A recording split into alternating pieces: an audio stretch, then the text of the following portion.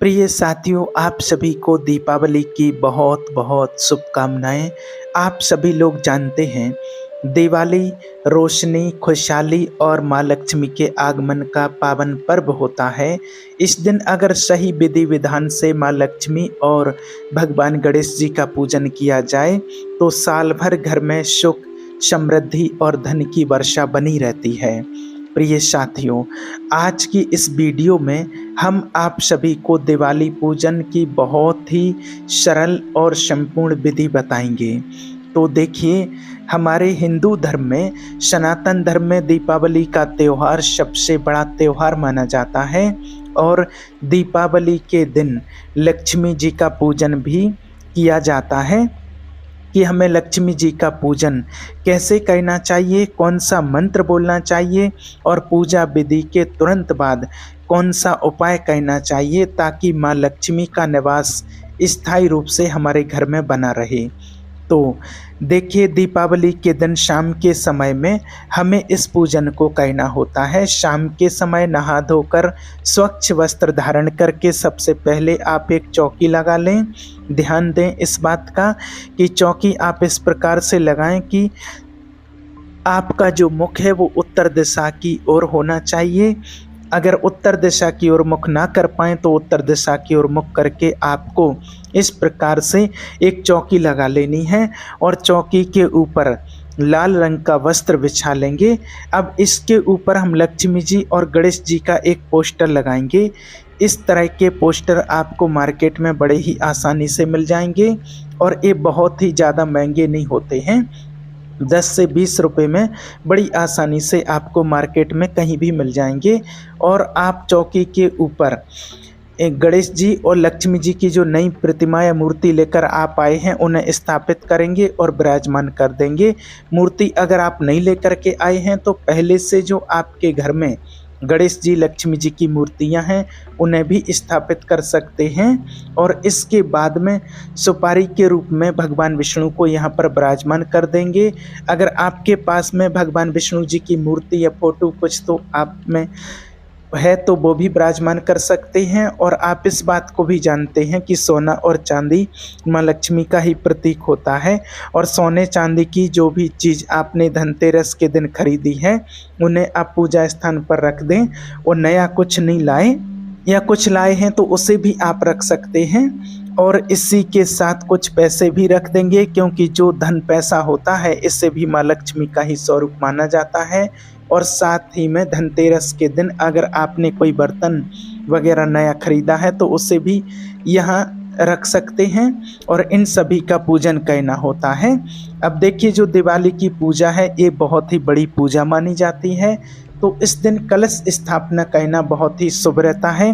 अगर आपके पास समय है तो कलश स्थापन जरूर कीजिएगा। तो जहां आप बैठे हैं वहां अपने हाथ से लेफ्ट हैंड की तरफ, यानी कि लक्ष्मी जी के राइट हैंड की तरफ हमें चावल की एक ढेरी लगानी है। ध्यान रहे कि पूजा में प्रयोग गए चावल बिल्कुल भी खंडित नहीं होने चाहिए। तो चावल से हम यहाँ पर एक अष्टदल कमल बना लेंगे क्योंकि माँ लक्ष्मी को अष्टदल कमल बहुत ही प्रिय है। अगर आपको बनाना नहीं आता तो केवल आप चावल की ढेरी लगाकर भी इसके ऊपर कलश स्थापन कर सकते हैं। इसमें हम पूर्ण रूप से जल और गंगा जल भर लेंगे और इसके ऊपर में स्वास्तिक बनाकर रख लेंगे।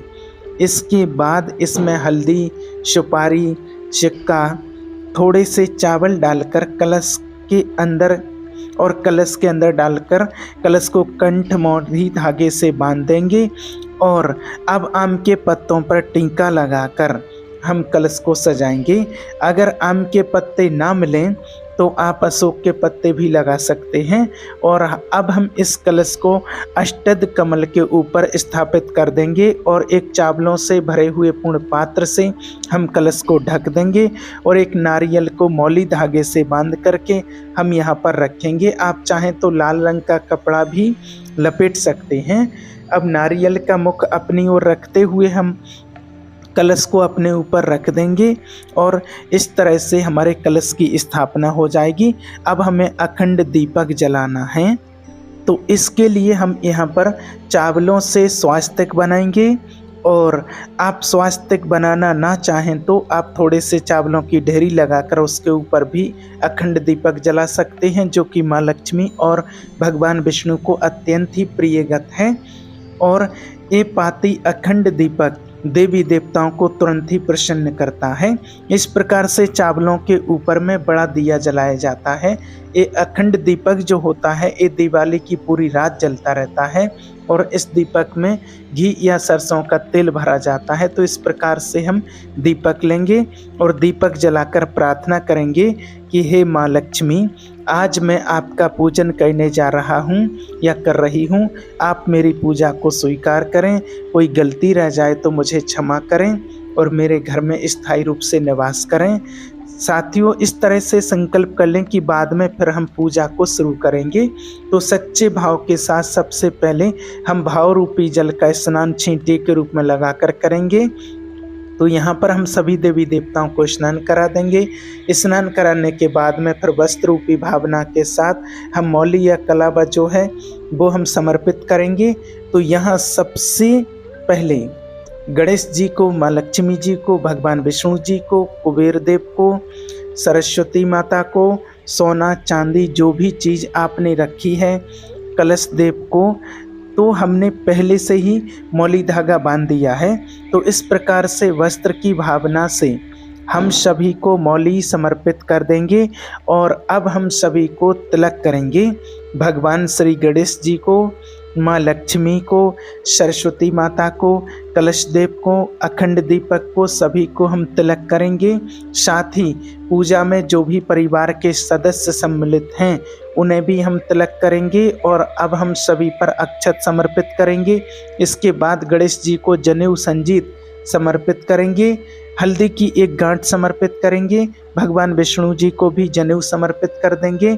जनेऊ नहीं है तो आप मौली भी समर्पित कर सकते हैं। इसके बाद हम सभी को पुष्प समर्पित करेंगे। भगवान श्री गणेश जी को पीले रंग का पुष्प समर्पित करेंगे। लक्ष्मी जी को इस दिन अगर हो सके तो आप कमल का पुष्प जो फूल है वह जरूर ही चढ़ाएं या गुड़हल का पुष्प समर्पित कर सकते हैं। माँ लक्ष्मी को लाल रंग अत्यंत ही प्रिय है और इसी के साथ में विष्णु जी को भी हम पीले रंग का पुष्प समर्पित करेंगे। कलश देव को भी हम पुष्प समर्पित जाना जाता है क्योंकि समुद्र मंथन से माँ लक्ष्मी और कौड़ी दोनों का ही जन्म हुआ था।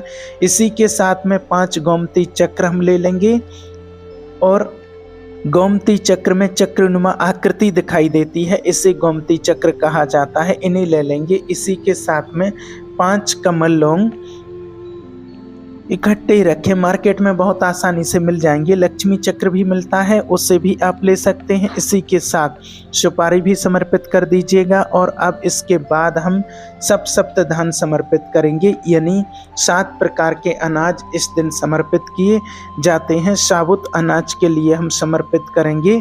तो यहाँ पर आप गेहूँ, बाजरा, जौ, चावल, चना, मूंग, धनिया इत्यादि 7 प्रकार की चीज़ें समर्पित करेंगे। सप्तदान समर्पित करना बहुत ही शुभ माना जाता है, तो दीपावली को आप सप्तदान जरूर ही समर्पित कर दीजिएगा। और इन सप्तदान में धनिया रख दिया है तो इसलिए इसे अलग से धनिया समर्पित करने की आवश्यकता नहीं है। तो इस प्रकार से हम सप्तदान समर्पित कर देंगे। तो प्रिय साथियों, इसके बाद में हम भोग के स्वरूप में कोई भी मिठाई समर्पित कर लेंगे। आप चाहें तो घर की मिठाई ले सकते हैं या आप चाहें तो मार्केट से बनी हुई मिठाई भी ले सकते हैं। उसके बाद दिन आपको 3 फल जरूर ही समर्पित करने चाहिए, तो आप कोई भी फल समर्पित कर सकते हैं। और इसी के साथ कई लोग इस दिन पंचमी का भोग भी समर्पित करते हैं। सबसे ज़्यादा जरूरी है इस दिन खीर बतासे का भोग, तो ये भोग आप जरूर समर्पित कीजिएगा क्योंकि खीर बतासा लक्ष्मी जी को अत्यंत ही प्रिय है।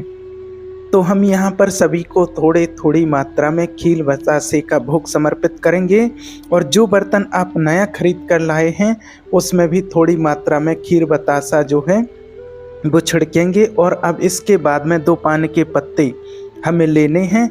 2 पान के पत्ते ना मिल पाए तो 1 पान का पत्ता भी आप ले सकते हैं। माँ लक्ष्मी को अत्यंत ही प्रिय होता है। पान के पत्ते के ऊपर जो भी चीज़ आपने भोग के रूप में चढ़ाई है वे सभी चीज़ें थोड़ी थोड़ी उसके ऊपर रख दीजिएगा और अब इसे माँ लक्ष्मी को भोग के रूप में समर्पित कर देंगे। और फिर हम 1 लोटा जल समर्पित करेंगे, यथासंभव दक्षिणा समर्पित कर देंगे। दक्षिणा पूजा में रही कमियों को दूर करने के 4 तार लिए चढ़ाई जाती है।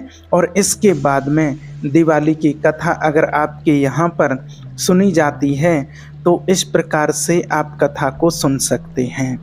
अगर आपने व्रत किया तो भी आप कथा सुन सकते हैं, व्रत नहीं किया है तब भी आप कथा को सुन सकते हैं। अगर आप दीपावली की कथा सुनना चाहते हैं तो हाथ में थोड़े से खील बतासे को लेकर के कथा सुन लेंगे। और अगर आप कथा नहीं सुनते तो इस पार्ट को स्किप कर दीजिएगा। यहाँ पर जो हम दिवाली की कथा सुनकर जो खील बतासे हैं वह लक्ष्मी माता जी के चरणों में समर्पित कर देंगे। इस तरह से हमें कथा सुन लेनी है और इसके बाद हम बहुत सारे दिए जलाते हैं। तो देखिए दीपावली के दिन मिट्टी के दिए जलाए जाते हैं, तेल घी सरसों के तेल से ही दिए जलाए जाते हैं। तो इस दिन आप चौकी के पास में इन सभी दियों को रख कर के जला लें और लक्ष्मी माता का जब भी आप पूजन करें तो धूप बत्ती जरूर ही जलाएं। लक्ष्मी माता को सुगंध अत्यंत ही प्रिय है तो धूप हम जरूर ही दिखाएंगे। फिर हम आरती करेंगे। तो देखिए हमारे यहाँ पर लक्ष्मी माता के भगवान श्री गणेश जी की बड़ी ही धूमधाम के साथ आरती की जाती है। तो अखंड जो दीपक हैं उससे हमें नहीं उठाना है, इसके अलावा कोई छोटा दीपक आप जलाएं, उससे अच्छे से सजा लें। और इसके बाद सबसे पहले भगवान श्री गणेश जी की और उसके बाद माँ लक्ष्मी की आरती हम करेंगे। बड़े ही प्रेम भाव के साथ आप इस आरती को पूर्ण कीजिएगा और इसके बाद हाथ जोड़कर पूजा में रही कमियों के लिए माता रानी से क्षमा याचना करेंगे और अपने घर में लक्ष्मी जी को निवास करने के लिए प्रार्थना करेंगे।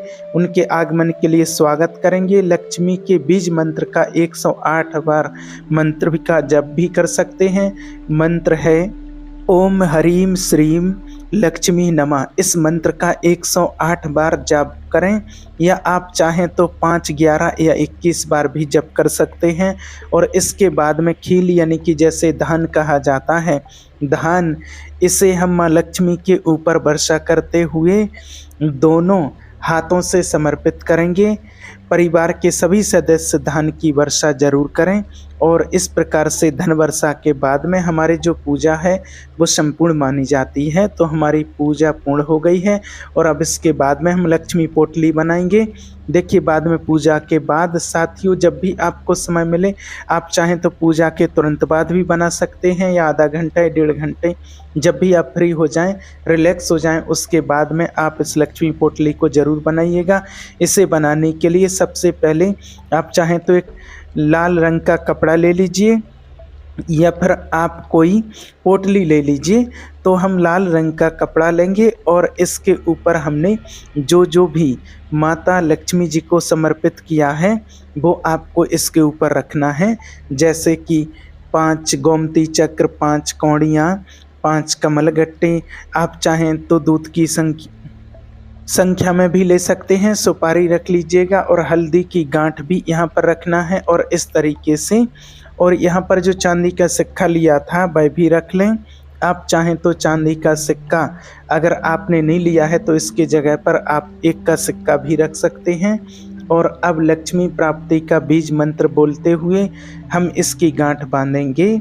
ओम ह्रीं श्रीं लक्ष्मी नमः।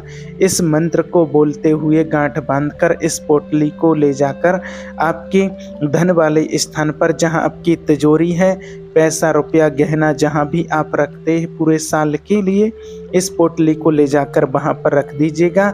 और अगले साल इनमें से जो चीज़ खराब हो गई है उसका विसर्जन करके आप फिर से इन सामग्री को प्रयोग में ले सकते हैं। तो इस प्रकार से हमारा जो लक्ष्मी पूजन है वह संपन्न होता है।